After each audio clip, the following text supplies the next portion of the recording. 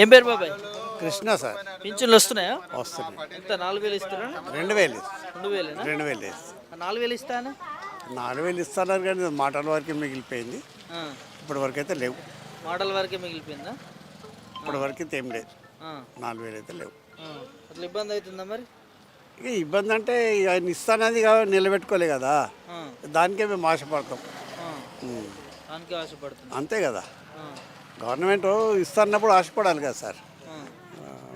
100 రోజులు ఇస్తున్నప్పుడు ఇప్పటికీ సంవత్సరమే. 100 రోజులు ఇస్తాను, సంవత్సరం అయినా వస్తలేదు. వస్తలేదు.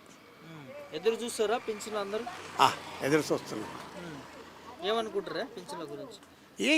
ఇవాళ వస్తాయా రేపు వస్తాయా అనుకుంటే వస్తున్నాయి. వస్తలేవని కాదు కానీ 4000 ఇస్తలేడు. లేట్ అయినా వస్తున్నాయి.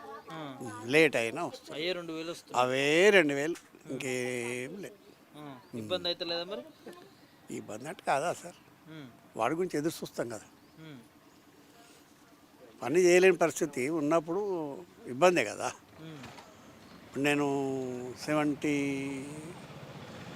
ఇయర్స్ ఉన్నా. 70 సంవత్సరాలు 70 ఇయర్స్ ఉన్నా. మొన్న పైన సార్ నుంచే వస్తున్నాయి పింఛన్లు, అంతకుముందు రాలేదు నాకు. అవునా?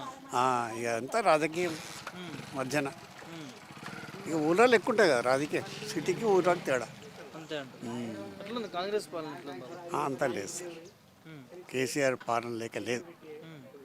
కేసీఆర్ పాలన లెక్క లేదు. ఎందుకు మళ్ళీ కేసీఆర్ పాలన గుర్తు చేసుకుంటారు? గుర్తు చేసుకోవడం, ఆయన చేసి అన్నమాటలన్నీ నిలబెట్టుకుండు కదా. అన్నమాటలు నిలబెట్టుకున్నాం కాబట్టి ఆయన మీదనే కొంచెం విశ్వాసం. ఈయన కూడా భవిష్యత్తు చేస్తాడేమో, కానీ ఇప్పుడైతే ఏం లేదు. చేస్తాడేమో అంతవరకే, అంతే కదా. మరి సంక్షేమ పథకాలు వస్తున్నాయి మరి అన్నీ? ఏవి వచ్చినా సార్, ఏవి వచ్చినాయి? ఏవి రాదు. ఇల్లు కట్టిస్తాడు, ఇల్లు ఇవ్వలేదు. ప్లాట్ ఇస్తాడు, ప్లాట్ ఇవ్వలేదు. 4000 ఇస్తాడు, 4000 ఇవ్వలేదు. ఆయన ఏవి సరిగ్గా ఇస్తలేడు.